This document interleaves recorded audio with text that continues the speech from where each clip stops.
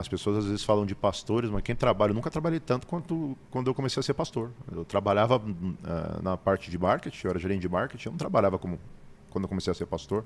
Na verdade, eu comecei a ser pastor trabalhando no secular, até não dá mais, né? Minha igreja era uma igreja de adolescentes, drogados e prostitutas no meio do Tatuquara de Curitiba, e eu não tinha, eles não tinham nada, e a gente tinha que eu tive que vender um monte de coisas minhas para ajudar a sustentar tudo, e a gente saía vendendo coxinha na rua para sustentar a igreja, para pagar o aluguel. E, e quantas vezes, né, me mandaram mercenários, como aquele pastor que eu estava vendo um pouquinho do seu podcast, estava vendo um pastor que falou de mercenários, me Sim. mandaram mercenários daquele, a gente juntava assim para pagar o aluguel de R$ 1.000 do barracãozinho que a gente tinha. A gente não chama de igreja, a gente chama de barracão, porque igreja somos nós, a gente acredita nisso. E aí vinham os caras e, né, uma vez eu lembro que chegou um e falou, aguenta milão, era todo o dinheiro que a gente tinha pra pagar o aluguel, entendeu? E eu fui chorando no meu líder na época, falei, cara, não quero que você me mande esses caras mais, porque eu cuido de um monte de jovens sem dinheiro, sem nada, tô cuidando da periferia, começando do zero. A gente se mata para pagar um aluguel e não dá mais tempo para nada, e aí vem esses caras e falam desse jeito. Aí eu comecei a ficar chateado com esses bastidores do mercantilismo gospel, né? Sim. Que a gente não pode generalizar. Ainda tem 7 mil que não se dobraram a Baal, tem gente boa.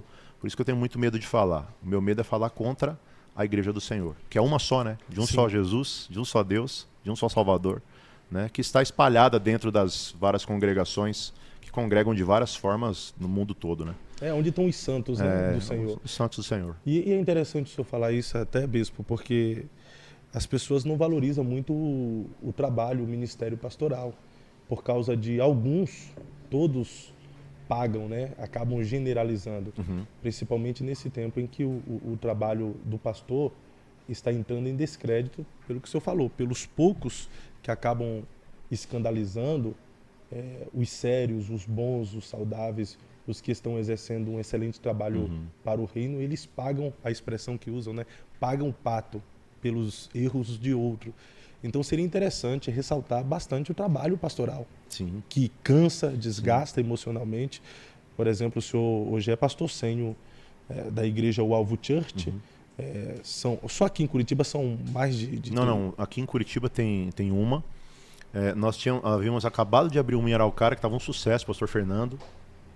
Estava um sucesso total, mas quando a gente adquiriu o prédio novo, a gente falou assim, é muita coisa, era nosso sonho, né? 7 anos atrás eu orei por essa estrutura, né? São 14 mil metros quadrados.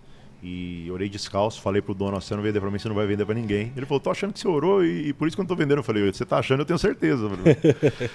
E a gente conseguiu comprar uma igreja, você vê, uma igreja que começou com um monte de menino, de adolescente, drogado, prostituta. Eu lembro uma vez que o Luciano Subirá, meu mentor, muito querido, não tem nada a ver com ele essa história, mas ele levou um dos pastores que até depois abandonou ele. E o pastor olhou para mim e falou assim, não abre igreja para jovem não, cara, você tá louco? Jovem não dizima, jovem não oferta, você tá ferrado. Ele falou para mim. E aquilo foi um combustível maravilhoso para mim. Hoje esses jovens são os pastores da minha igreja. Olha aí. São homens de Deus. Então assim, tem gente boa, o Luciano sempre me apoiou muito, sempre me abençoou. Ele me ajudou a escolher o nome do alvo, né? Eu nem queria church, ele que colocou church, né? Eu queria que fosse comunidade mesmo. Então assim, a gente tem vivido isso. Começou dentro da minha casa, né? Dentro de um apartamento, com uma loucura, eu desviado, fugindo de Deus e toda essa loucura. Então, eu costumo falar o seguinte sobre isso de pastor, de lobos, sempre teve, né? Eu costumo falar que se todo padre é pedófilo, todo pedófilo é padre, né? E se todo pastor é ladrão, todo ladrão é pastor. Então, assim, a gente tem que parar de generalizar e colocar todo mundo na régua, né? Tem muita gente boa ainda. Tem gente que ainda tem temor de Deus, eu creio. A gente está em tempos de apostasia, mas eu creio que ainda tem muita gente com temor de Deus. E aí você tem que tomar cuidado para você falar e acabar não atingindo, fazendo um trabalho contrário. Não atingindo os pequeninos, né? Porque a Bíblia fala que era melhor amarrar algo no pescoço, né? Um tijolo no pescoço e jogar no mar. Então, toma cuidado para não derrubar esses, né? Porque às vezes esses escândalos, ai de por quem vierem os escândalos. Então, quem ajuda a espalhar escândalo também vai ser cobrado. É verdade. Eu acredito que os bons, os que estão desenvolvendo o trabalho para o reino, são a maioria.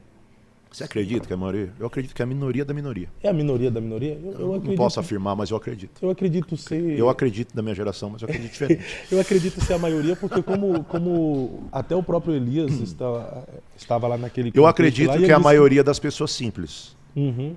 Elias? Quando ele disse, quando quando o próprio Deus disse que ainda tinha 7 mil sim, que não sim, tinha sim, se sim. prostrado. Eu acredito que é a minoria na parte pastoral. Porque assim, Eu acredito que é a maioria na parte das pessoas leigas, das pessoas que estão aprendendo o evangelho agora. Eu sou roqueiro, né? Isso aí não saiu de mim. Eu vim com uma revolta contra a igreja que Deus me ensinou que eu não deveria ter. Eu deveria ter revolta contra as coisas erradas, né? Que infiltraram na igreja. Satanás infiltrou. Eu acho que no meio pastoral dá para contar, são bem poucos que são sérios. Eu acredito nisso, né? Mas eu acredito que os que são sérios são de verdade. São de verdade. Conheço alguns, poucos, né? Se você conhecer alguns de verdade, você me apresenta, por favor, que eu quero andar perto diante de Deus, porque tá difícil. Conheço aí uma galera boa aí que serve a Deus com integridade. Foi como Deus disse, ainda existe 7 mil que não se prostrou. Claro. Enquanto tinha uma galera sentando... Elias estava se achando e Deus deu uma quebradinha nele, né? Enquanto tinha uma galera se assentando na mesa de Jezabel, comendo dos manjares que ela oferecia. E aí Elias se achando, Deus vai lá e dá uma quebrada. Tem uma galera aí que não se prostrou, Elias. Você não se prostrou, tem. Eu não me prostrei. A gente, às vezes o povo passa e acha assim, nossa, que tamanho de... Hoje nós somos grandes, né? A nossa igreja hoje, 14 mil metros quadrados. Nós estamos na linha verde, num lugar bom de Curitiba, Deus colocou, mas isso é tudo presente do Senhor. Eu não sei se o senhor faz essa contabilidade de membros, hoje seria quantos membros do Alvo aí? O Senhor pediu para a gente não contar, mas por cadeiras e por lotação, eu acho que se a gente não passou, a gente está beirando os 4 mil membros. Olha aí, 4 mil membros. Em Curitiba, né? E uma igreja com quantos anos de história? 10 anos. 10 anos. Nós estamos com 10 aninhos de... Somos uma criança aprendendo, é uma ordem. Né? A gente chama de ordem. O Alvo é uma ordem que abriga uma igreja que somos nós, que devemos ser igreja em todos os lugares. E eu conheço um pouco do Alvo, e a maioria dos que estão servindo a Jesus no Alvo aqui são gente que veio do crime, das drogas, do álcool. É por isso que a gente tem que tomar... Da depressão. É por isso que a gente tem que tomar cuidado quando fala, né, da igreja. Ateus, olha aí. Muitos ateus. 90% do Alvo, eu não sei se eu posso usar esse número, que já faz... Hoje é muita gente, né? Hoje eu sou um pastor em episcopado no Alvo hoje. A palavra episcopos vem de supervisão. Hoje eu supervisiono os pastores. Eu tenho um pastor que tem rede com 1000 pessoas. Eu tenho líder de célula que tem mais de 150 pessoas debaixo dele. Olha aí. Então, assim, tem pastor que não tem isso. Então, no Kids de um culto, são 600 e poucas crianças, 120 professores num Kids. Por isso a gente abriu uma escola, para poder caber todo mundo. Então, assim, o nosso trabalho tem... E o mais legal de tudo, não tem crente. Nós não tiramos crentes de outras igrejas, a gente batiza. Nós batizamos, a gente chega a batizar no coletivo, né? Às vezes o povo xinga, mas que não dá para batizar.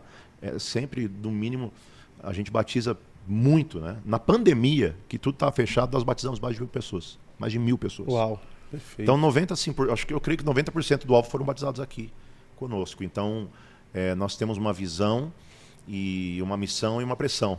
Né? Missão e pressão. Na visão e na pressão. E a gente vive assim. E até o povo assusta, né? O Mauro Henrique estava no meu aniversário aqui semana passada, retrasada, e ele falou, cara, por que todo mundo te chama de senhor? Né? Senhor bispo, né? A imposição, eu falei, não, cara, é que eles têm um respeito pela gente, porque muitos aqui eram para estar mortos. Né? E ele falou, mas estão me chamando de senhor também. Eu falei, deixa eles. Eu falei, você percebe que eles vêm com a mãozinha assim pedir a bênção? Aí ele falou assim, percebi. Eu falei, então isso é de católico, né? O católico que pede para o padre a bênção, né? Ele pede com a mãozinha assim.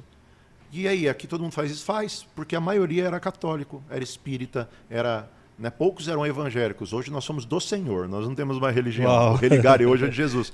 Mas por que eu vou tirar esse respeito que eles tinham? Eu cresci dentro da sacristia, eu tenho respeito pelos padres, tenho carinho pelos padres, né?